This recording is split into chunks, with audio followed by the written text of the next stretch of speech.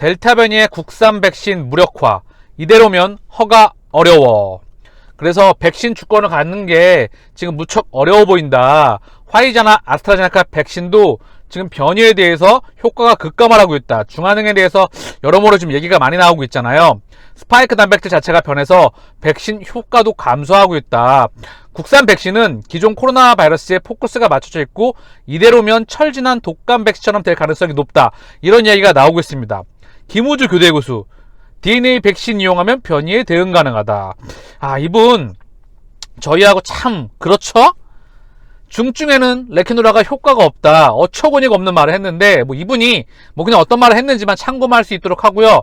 어쨌든 지금 백신에 대해서 식약처 통과도 좀 쉽지 않아 보인다. 국내에서도 지금 변이가 계속 나오고 있기 때문에 변이에 대한 이 효능에 대해서 얘기가 많이 나오고 있습니다. 그래서 좀 보면 기사 내용을 정리를 해보면은요.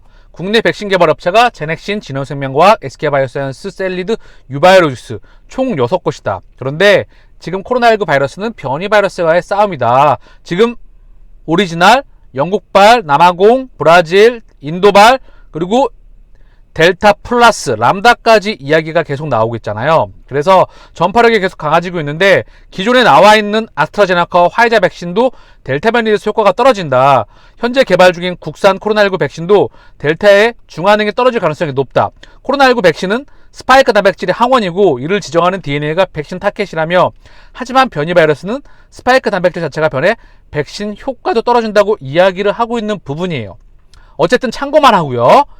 내려보면 그래서 국내에서 허가가 받는 게 쉽지가 않아 보인다라는 언급을 하고 있는 거예요. 국산 백신 식약처 허가가 어려울 수도 있다. 델타에 대한 부분, 아스트라제네카 경우에 백신 1회가 33%, 2회가 60%. 이스라엘에서 최근에 화이자 백신 예방 효과를 94에서 64로 낮췄죠. 그래서 국내 백신 제조 기술이 선진국보다 20, 30년 뒤처져 있다. 그래서 백신 고발이 쉽지 않다. 기존 바이러스에 맞춤 백신도 임상 2상이나 3상에서 성공한 가능성을 장담할 수 없는 처지. 사실 백신 개발하는 게 정말 어렵죠. 그래서 최재욱 고려대 예방의학과 교수 역시 국산 코로나19 백신은 이전 바이러스에 맞춰 설계했기 때문에 효능은 물론 상품성도 떨어진다. 이대로는 식약처 백신 사용 허가를 받기도 쉽지 않다라고 지금 언급을 하고 있는데, 그래서 대안으로 이들이 뭐라고 말하고 있냐? DNA 백신 활용해서 변이 대응 코로나 백신을 개발해야 된다고 지금 언급을 하고 있어요. mRNA 백신, 메신저 리보엑스 백신 같은 부분은 그런 기술을 갖고 있지는 못했지만 해법은 있다. 어떻게? DNA 백신은 아데노바이러스처럼 세포 배양이 필요 없어 변이 대응 백신 개발 기간을 단축할 수 있다. 백신 임상 3상에 성공한 뒤 곧장 기존 백신을 토대로 해서 변이 대응 백신을 만들면 된다. 제넥신과 진원생명과학이 DNA 기반 코로나19 백신을 개발 중이다 라고 얘기를 했어요. 근데 이 김우지 교수, 사실 이분이 참 어처구니없는 말을 가끔 얘기도 하고 이분에 그쳐서 말을 하면 백신을 개발하는 건 정말 어려운 부분이죠.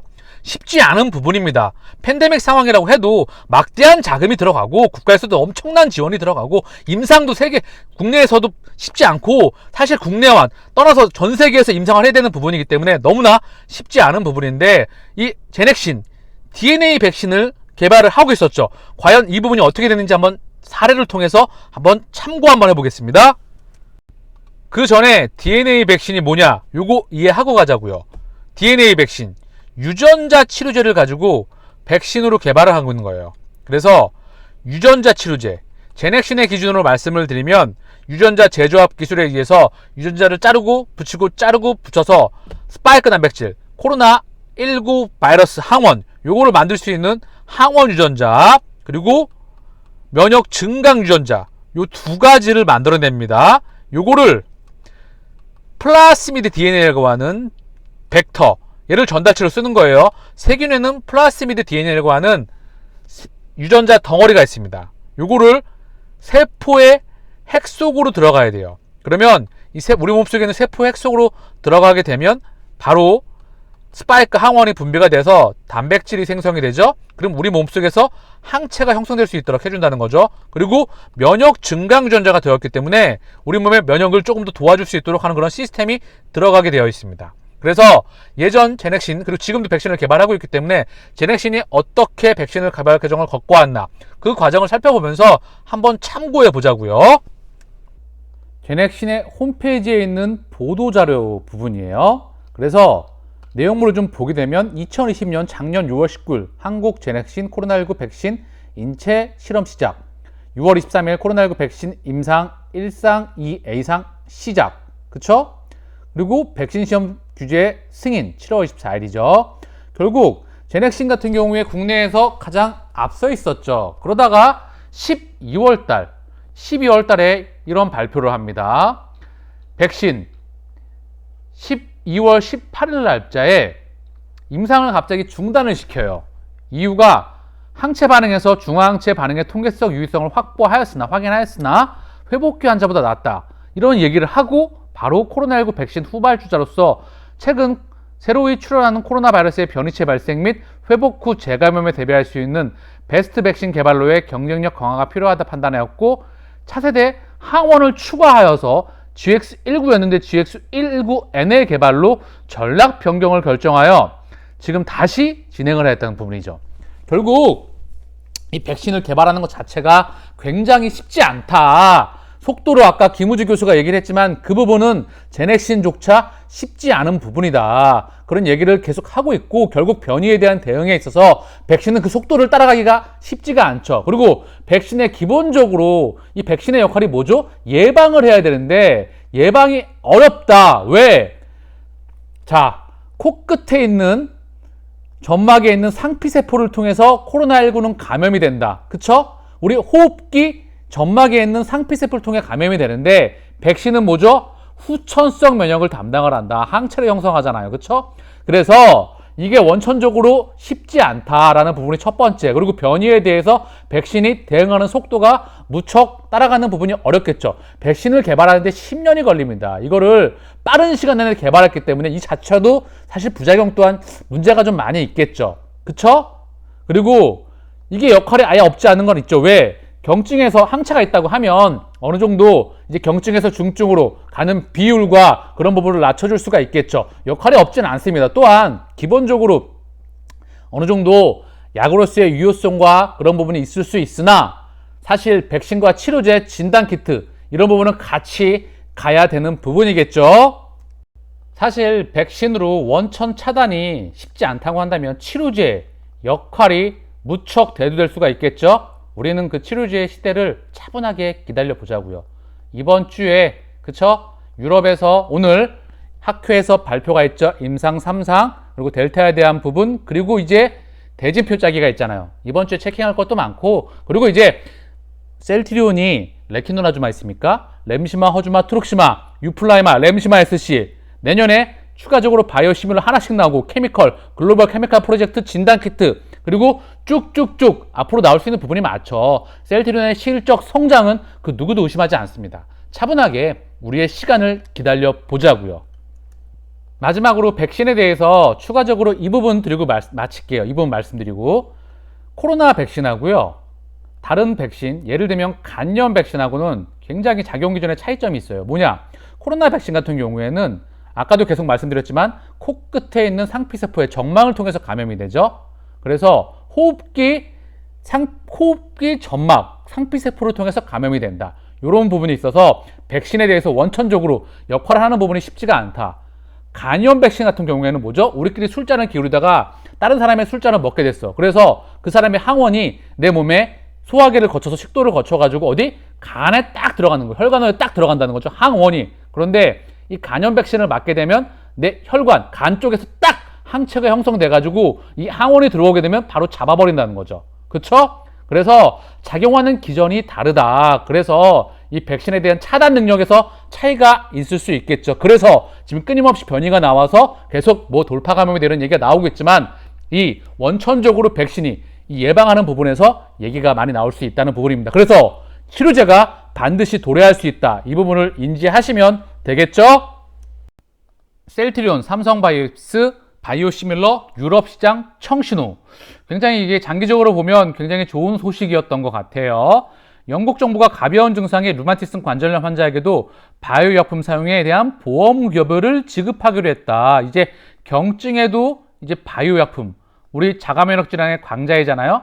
우리 셀트리온 제품이 투여가 될 수 있다라는 소식이에요. 그래서 유럽 다른 국가로도 확대가 예상이 된다. 그쵸? 이게 장기적으로 본다면 우리 셀트리온의 매출액 영업이익, 순이익에 충분한 긍정적인 앞으로 성장에 더 많은 기여를 할 수 있는 그런 소식입니다. 그래서 그날까지 2018 우리 주주님께서 영국 경증 RA 보험 적용 확대 의미라고 해서 다시 한번 큰 의미를 부여한다.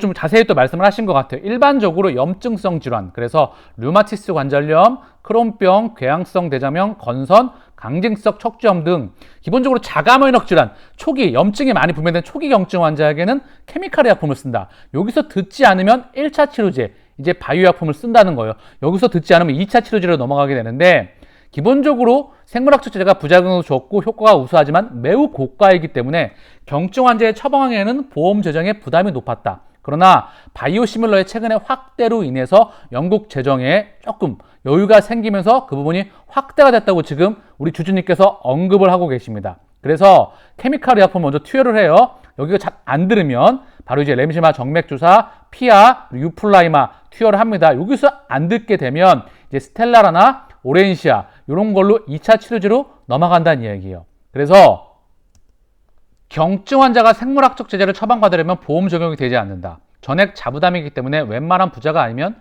생물학적 바이오약품 처방받기가 너무 어렵죠. 너무 비싸니까, 비용이 너무 많이 들어가니까. 그래서 영국 국립보건임상연구소에서는 최근 RA, 류마티스 관절염 경증 환자가 생물학적 제재를 처방받을 경우에도 보험급여를 지급하는 가이드라인을 발표했다. 이러한 조치의 배경에는 바이오시밀러 사용의 확대로 영국 정부의 보험 재정에 여유가 생겼기 때문이랍니다. 나이스 가이드라인은 영국 국립보건임상연구소는 공공의료를 지향하는 많은 국가들의 보험급여 기준이 되기 때문에 경증 환자에 대한 보험급여 지급이 유럽 전역으로 확대될 것으로 예상하고 있습니다. 그래서 이러한 조치로 TNF-알파 억제제를 사용하는 경증 류마티스 관절염 환자가 크게 증가할 것이고 셀트리온에게도 그 혜택이 돌아올 것입니다. 그래서 정맥보다는 피아 우선시하기 때문에 램시마 IV보다는 램시마 SC 그리고 유플라이마가 최대 수혜를 받을 것으로 예상합니다. 그래서 지금 보면 이제 전 세계 43조 TNF-알파 억제제 자가면역 질환 적응별 매출 비율이다라는 그런 부위이거든요. 이게 43조란 말도 있고 50조란 말도 있고 뭐 플러스 마이너스 알파예요. 그래서 RA 자 보면 비율이에요. 전 세계 류마티스 관절염 그리고 크론병, 궤양성 대장염, 강직성 척추염, 건선 관절염 이런 부분에 대한 비율입니다. 매출 비율. 추가적으로 모르시는 분이 있을 것 같아서 RA, 류마티스 관절염은 자가면역 질환, 내 몸의 면역세포가 관절을 공격하는 거고요. 그리고 크론병과 궤양성 대장염은 내 몸의 면역세포가 바로 장기, 대장 이런 부분을 공격을 한다. 척추로, 강직성 척추염은 내 몸의 면역세포가 과다 분비가 돼서 척추를 공격하면 강직성 척추염이 된다. 피부를 공격하면 건설이 된다는 겁니다. 그래서 이런 부분들로 있어서 자가면역 질환 시장의 절대 강자이죠. 램시마 SC 하나만 갖고도 엄청난 파괴력, 장기적으로 매출 비전 10조를 목표로 하고 있죠. 거기서 플러스 마이너스 알파가 되겠지만 충분히 큰 그림에서 본다면 도전해볼 만한, 가능하다고 보고 있습니다. 그 이유가 램시마 SC가 미국에서 신약으로 출시를 예정에 있죠. 그쵸? 그래서 우리 주주분께서 대략 43조로 잡고 이 중에 RA 비율을 46.8%, 그래서 유럽 시장 규모가 6조다. 그러면 이제 셀트리온에게 여기서 얼마나 많은 베네핏이 오겠습니까? 그쵸? 염증성 질환의 경우 생물학적 제재를 처방받은 중증 환자보다 케미컬 제재를 처방받은 초기 경증 환자의 비율이 훨씬 높습니다. 이번 연구의 저치로 유럽 전역에서 생물학적 제재로 처방받은 RA 환자가 얼마나 증가할까요? 꽤나 큰 그림에서 많아질 수 있겠죠. 유럽 전체 RA 시장이 최소 조 단위는 증가할 것으로 예상됩니다. 다음은 RA 시장의 양분 성분별 매출 비중입니다. 신규로 추가되는 RA 시장에서 다음 비율만큼 각 성분별 매출이 증가하겠죠. 인플렉시맙, 아달리베맙 두 가지를 우리가 하잖아요. 램시마와 유플라이마 이런 부분이 언급이 되고 있다는 겁니다. 그래서 시장 점유율만큼 추가 혜택을 받게 될 것입니다. 라고 언급을 하고 계세요. 그래서 마지막으로 숫자로 좀 생각을 하신 것 같은데요. 신규로 추가되는 류마티스 관절염 시장이 약 2조라고 가정한다면 그중 인플렉시맙 선분 매출이 약 2,670억, 2조 플러스 13.3% 이렇게 계산을 하신 것 같아요. 요거 13.3%. 그리고 램시마 유럽 점유율이 55%라고 하면 유럽 전역으로 확대되었을 경우 약 1,468억, 가로하고 2,670억 곱하기 55%의 매출. 결국 매출 증가를 기대할 수 있다. 매년 468억, 그리고 아달리브밥, 유플라이마가 약 9,111억, 이 중 2조 중에서 45.6%로 증가할 것으로 계산이 된다.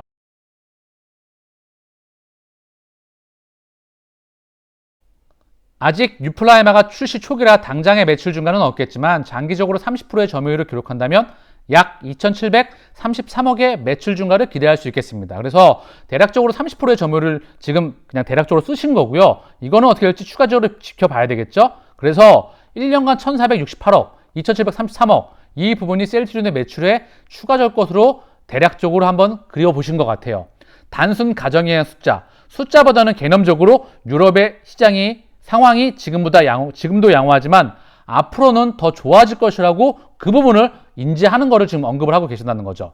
바이오시밀러 출시로 인해서 유럽 각국의 보험 재정에 보다 여유가 생겼으며 이러한 여유로 인해 각국 정부에서는 경증 환자에게까지 바이오 약품 처방을 확대한다.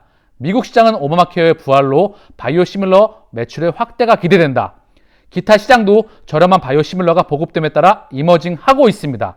이러한 정책의 최대 수혜는 바이오시밀러 개발 회사에게 돌아갈 것이고 그 수혜의 중심에 바로 셀트리온이 있다. 전 세계 바이오시밀러는 트렌드이자 패러다임이 될 수밖에 없죠. 항상 말씀드리고 있죠. 유효성은 동등하면서 가격 경쟁력이 뛰어난 바이오시밀러에서 세계 최고의 경쟁력을 가지고 있는 바로 셀트리온입니다. 결국 시차를 두고 우리는 매출액, 영업이익, 순이익으로 나타나기 때문에 반드시 목적지에 도착합니다.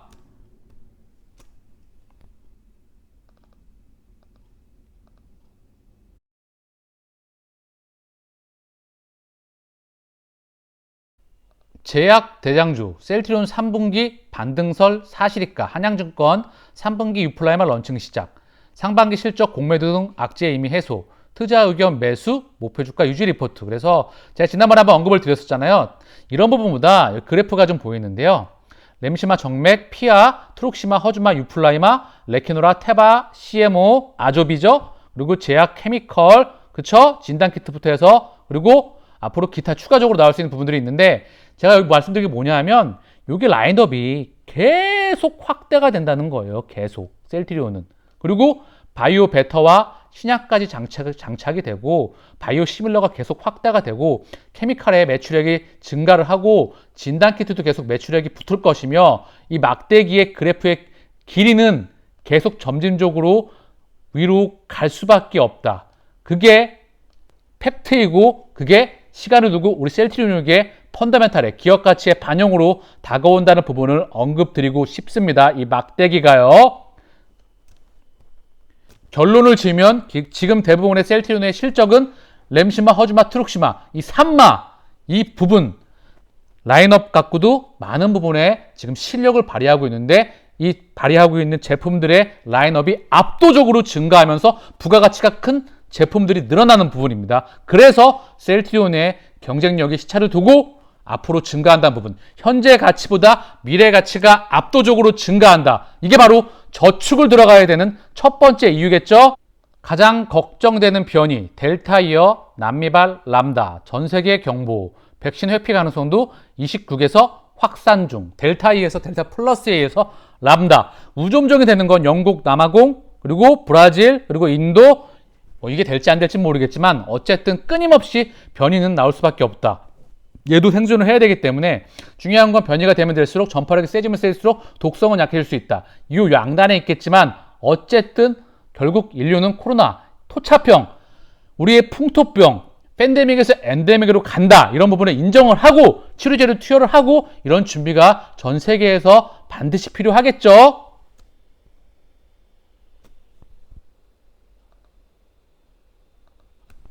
지금 셀트리온의 횡보가 길죠. 하락 추세이고 많은 힘든 시간을 보내고 있고 지루하고 뭐 화도 나고 막 지치기도 하고 여러 복합적인 감정들이 오죠. 그런데 회사의 펀더멘탈은 전혀 이상이 없죠. 한번 이렇게 말씀드려 볼게요. 항상 말씀드리고 있지만 주식, 채권, 부동산, 원자재, 암호화폐, 환 여기에 현금까지 우리 원화까지 한번 얘기해 볼게요. 이게 어떻게 얘기할 수 있냐면 우리가 현금을 갖고 있잖아요. 그래서 여유자금이 되게 중요한데 캐시카우, 지금 벌어들이는 나의 연봉, 이게 연소득이 고정적으로 있다고 하면 참 주식 투자하는데 도움이 정말 많이 됩니다. 따로따로 갈 수 있고 이게 개인 사업소득이건 법인 사업소득이건 또는 나의 월급이건 급여소득자건 간에 캐시카우가 있다는 것은 참 좋을 수 있어요. 없으면 할 수 없습니다. 허나 이게 있다고 한다면 봐봐요. 현금이 끊임없이 계속해서 창출할 수 있다고 하면 만약에 없으면 그냥 기다리고 인내하고 같이 가시면 됩니다. 그 전제의 말씀을 드리는 거고요. 주식, 채권, 원자재, 부동산 만약에 현금이 생겨 그랬을 때 또는 다른 캐시카우가 없다고 하더라도 다른 그런 수익, 다른 투자 자산에서 이걸 일정 현금시켰던 게 있어요. 그래서 현금이 있다고 해요. 그래서 주식, 채권, 부동산 여기 중에서 갑자기 내가 현금이 있는데 싸지는 게 보이는 거야. 그게 대상이 주식일 수가 있겠죠. 지금의 셀트리온일 수가 있겠고 다른 기업들이 좀 보일 수 있겠죠. 근데 주식시장에서 현재 저희가 제 눈에는 싸지고 있는 그런 기업들이 보이지 않아. 셀트리온은 정말 기업 가치 대비 싸 보입니다. 그래서 제가 여유 자금이 있을 때마다 계속 매입을 하고 있어요. 저축, 매입, 매집이란 표현을 합니다. 왜? 끊임없이 모아가도 되니까. 왜? 얘는 가치가 반드시 상승할 거니까. 부동산도 살만한 게 지금 서울권도 있겠지만 서울권보다는 외곽에 좀 있겠지만 제 눈에는 부동산보다는 셀트리온 채권도 별로 보이지가 않아. 왜? 역사상 최저금리이기 때문에 더 이상 내려갈 금리가 없죠. 내려갈 금리가 없다는 것은 가장 고점에 있다는 거예요. 그쵸? 그리고 원자재 이 부분은 예전에 원유가 코로나 사태로 인해서 급속도로 급전직했을 때 이때 기회가 있었죠. 근데 원유는 이게 현물로 투자하기가 상당히 쉽지가 않아요. 그래서 투자하기가 상당히 어렵다. ETF는 장기적으로 투자하기에 저는 좋은 대상으로 보고 있지는 않습니다. 왜? 괴리가 생기니까. 그래서 저는 주식 그리고 장기적으로 투자가 가능한 대상에 오래 묻어두는 걸 가치를 바로 찾아줄 때까지 가치를 반영할 때까지 오래 묻어두는 걸 좋아합니다. 그런데 만약에 싸진 대상이 안 보여. 암호화폐도 지금은 많이 올라갔다 조정을 받았지만 아직 제가 보기에 저는 비싸 보여요. 그리고 만약에 비싸서 걔가 올라가 버리면 나하고 인연이 안 되는 거야. 나하고 인연이 되는 것만 본래 가치보다 훌륭한 기업이 항상 좋은 주식이 아니라 본래 가치보다 싸질 때 좋은 주식이 됩니다. 바로 지금의 셀트리온처럼 나랑 계속 인연을 주잖아요. 많이 모아갈 수 있는 기회를 주잖아요. 이렇게 긍정적으로 생각하시면 되는 거예요. 에코프로 BM은 지금 많이 올라가서 나랑 인연이 안 돼요. 내가 사고 싶어도 못 사. 내가 원하는 가격까지 떨어져야 돼. 근데 만약에 원하는 가격이 떨어지지 않고 바로 요만큼만 조정받고 올라가잖아? 그럼 얘랑 나랑은 인연이 안 되는 거예요. 그래서 셀트리온은 계속 모아갈 수 있는 기회를 준다. 왜? 나중에 분명히 이렇게 억지로 누른 거는 에너지가 응축돼서 스프링처럼 튑니다. 반드시. 왜? 에너지가 계속 응축되고 있기 때문에. 이게 막는다고 막을 수 있는 게 아니에요. 매출액, 영업이익, 순이익이 꾸준히 성장하는 거는 그 어떠한 것도 막지 못합니다. 시장이 빠그러지면 단지 시간의 차이만 발생하고 결국 그 기업의 가치를 반영합니다. 성장하는 기업은 가장 빠르게 반영하게 되고 있어요. 그리고 내가 투자하고 주식 매입할 때 절대 바닥이라고 생각하지 않아요.